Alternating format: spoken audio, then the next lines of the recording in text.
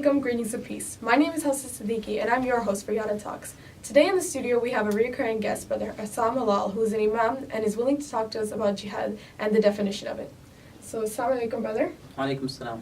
Allah bless you and give you Jannat Firdaus, Ya Rabb. Ameen. It's always a pleasure to have you here. Thank you for being here again. Allah bless you and give you Jannat, Ya Rabb. So, just really quickly, for those who haven't watched our previous episodes, give us a little information about yourself and what you do. Name is your brother Imam Hosam Helal, Imam at the Islamic Society of St. Catherine's, helping out with the community, and also the founder of Quran Journey. So, a word that we hear that's kind of on fire lately is jihad. And what is jihad? There's a lot of misconceptions about it. So, in basic definition, what would you define jihad as? Jihad means struggle. Jihad means to struggle, right? That's the linguistic definition. So anything that requires a struggle to do is jihad. If you're struggling to get up for Fajr in the morning, that is your jihad. If you're struggling to be kind to your mother, that is your jihad. If you're struggling to go out, right, and spread Islam in a positive way, that is your jihad. So jihad can come in many forms. And unfortunately, we're living in a time where people like to focus on one of, people like to reduce Islam. Right? So some people only reduce Islam when they say, oh, Islam is just a political movement. Oh, Islam is just a social movement. Islam is just about justice, social justice. So they'll limit their struggle in this world to one lens. And the way I always say it is, Islam is a system of being, it's a system of living. It's not just a religion, it's a way of life. So there is an economic side to Islam, and sometimes it's a struggle to live in an honest way. There is a just establishment or establishing justice in accordance with Islam, and that is in itself a form of jihad. There is jihad that is minor, there is jihad that is major. After coming back from a battle, the Prophet Muhammad ﷺ, and this is a hadith that is often used, he says, we just came back from the minor jihad, and now we're going to perform the major jihad. So they asked him, what's the major jihad? He says, that is the jihad of the nafs, disciplining yourself, disciplining your soul. Right, having resilience and having discipline, inhibition, self-control is the greatest predictor of success. That's why we fast. We say no to the food and the water for 30 days, and the intimate companionship of our spouse, to be able to develop tolerance, so we can say no to the things that we don't need. You talked about misconceptions. So, what do you think is the biggest misconception we have about jihad?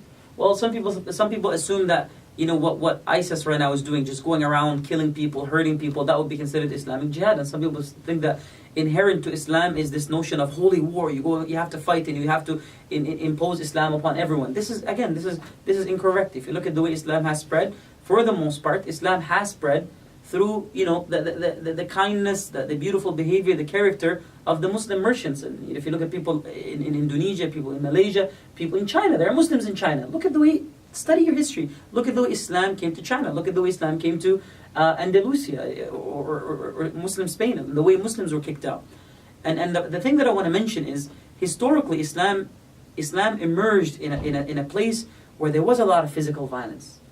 So the Muslims had to basically maintain discipline and self-respect and regulation very early on. And then after that, they had to, because they developed their own state, and they were being bombarded, and people were trying to kill them, and people were trying to hurt them, and they were trying to attack them. So Islam developed in a society that was very, hostile. So there had to be a mandate from Allah subhanahu wa ta'ala for those Muslims to protect themselves, to stand up and to fight back, to resist. And in the eyes of someone can be a terrorist, and in the eyes of others, that person could be a freedom fighter. You understand? So when you look at, and you contextualize Islam, and you see the way Islam developed, you see people are academically dishonest, they'll take things out of context. And they say, oh, Muslims are violent, or Muslims. No, Muslims were taught from the very beginning to be disciplined. And even in engagement, in having to fight back for whatever reason, there were basically limitations and rules and regulations. Do not cut trees down. Do not kill people who are worshipping. Do not kill someone who's in the temple. Do not kill someone who's in the synagogue. Do not kill someone who's in the church. Do not kill the women. Do not kill the children. Do not kill someone who's surrendered. Take prisoners if need be, but treat them kindly, treat them with justice.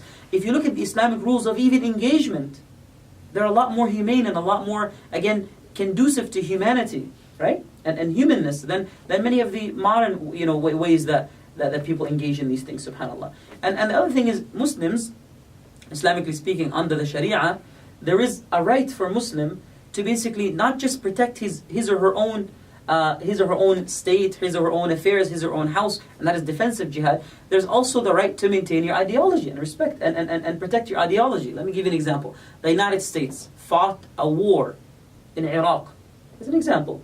And that war was fought based on what? Based on the propagation or the message was, these are people with weapons of mass destruction, and we have to limit their access to weapons of mass destruction in order to protect our ideals and protect our freedoms and our values. So that was a war that was fought to protect freedom and value. So I will say that just like someone like the United States of America has the right to protect its own freedom and protect its own values, Muslims also have the right to protect their own freedoms and values, if need be.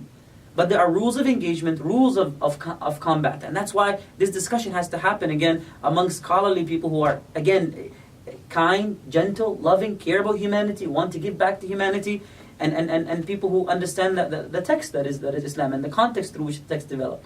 So again, to be brief, it's not that there's only, defensive jihad.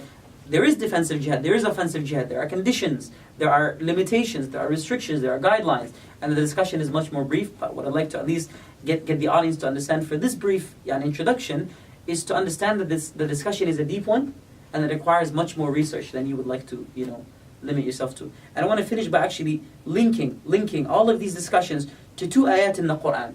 2 ayat. The Quran makes it so simple, and I want you to listen to this and not take anything out of context. Allah subhanahu wa ta'ala says, لا ينهاكم الله عن الذين لم يقاتلوكم في الدين ولم يخرجوكم من دياركم أن تبروهم وتقسطوا إليهم إن الله يحب المقسطين. Allah subhanahu wa ta'ala does not forbid you from those who have not fought you, nor kicked you out of your homes, to be kind to them and to be just with them, and to even have affiliations with them. For Allah loves those who are of justice.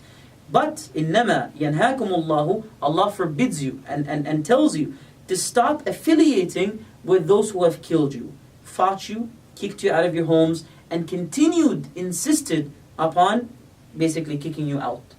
So Allah forbids you from having, intimate bondship or intimate companionship with those people who have obviously made it clear that you're their enemies.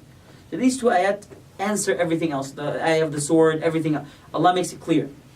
This ayah, there's no vagueness when it comes to people who don't wish you harm, wish you the best, have again opportunities or want to welcome the opportunity of working with you, completely fine. But people who war with you, fight you, make an enemy out of you, Islam is not a passive religion. It's a religion that is very practical. Stand up for your right. You are a human being. You've been gifted the gift of life.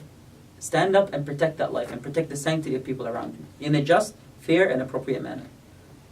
This all makes sense, but at the same time, can you see how this brings controversy to the table? How these rules that you've meant, combat rules, but they're not being followed, like what we see in the media of terrorist groups, the rules aren't being followed. And when, say, someone who does not have your information, your knowledge of the Sharia law and different things, they would see this and they would say, this is something dangerous. So how can we take that misconception and how can we explain that to others? Teaching, education. The best way to combat ignorance is education, right? Education and relationships. So it begins, number one, by Muslims themselves being more educated so that they don't fall prey to these ideologies and these people that claim to be Muslims propagating, Islamic understandings, number one. And that's a duty upon every Muslim to seek knowledge from proper sources, from proper channels. And number two, it also requires the Muslims, then after being educated, to go out and to break and dispel the myths that exist in the community by forming relationships, by being your argument. Don't talk, be your argument. Your mere presence and existence in the society should reflect the teachings and the values of Islam. So when we come to a moment in history where as soon as I hear the word Islam, I affiliate it with trust, respect, dignity, wisdom, justice. When I see a police officer, right, in a practical, just society, I'm like, this is someone I can turn to if I'm in trouble. This is someone that can protect. This is someone that can lend a hand. This is someone that has integrity, that has basically a duty and a responsibility to serve and to protect. Yeah? And this is someone that wields a gun, but I protect that gun, or I trust that gun. You understand? It's not going to be misplaced. So if there is ever a force under Islamic law that is basically considered engaging in jihad, it would be compared to the police officer that is protecting and preserving and serving and protecting the society around him or her. That's the understanding. And that's the image that one day I hope inshallah Muslims can attain. That this is someone, as soon as I see hijab, I don't feel scared, I don't feel weirded out. No, I feel like this is someone that I can trust. This is someone that this is someone that's not selfish, not absorbed by his or her own agenda. This is someone that cares about the world, genuinely. Does that make sense? Yes. And that's the idea of Islam. Well, this is definitely a huge topic that we will definitely be having you back on, but I think due to time we will have to wrap up. But just really quickly, if you could give a strong definition to our people watching, what they can do to counter misconceptions. Islam was never about stealing land. Islam was never about gaining power. Islam was never about, exploiting people and exploiting people's weaknesses. Islam, as Muslims, the early Muslims believe they have an ideology that could empower people to be closer to the divine and to be more successful. Because we don't limit success as success in just this world. We look at success as success in this world and in the akhirah. So Muslims looked at themselves as people who have a message and looked at themselves as having the responsibility to transmit that message to as many people as possible. Have we succeeded? Have we failed in that? That's a discussion that people can definitely answer for themselves. But until we reach a point where as soon as the Muslim name comes up, we think of justice, fairness, equality, kindness, and all these beautiful, noble characteristics, we're failing as Muslims, and I hope we can do better. So begin by knowledge, then go out and transmit that knowledge in the most beautiful, in the most compassionate way possible, and stop talking, just be your argument. Thank you so much for being here again. I love listening. Give Jannah Firdaus. If you're interested in a part 2 for this episode, comment down below. Keep sending us your questions at YATA Talks. I'm your host, Hafsa for YATA Talks.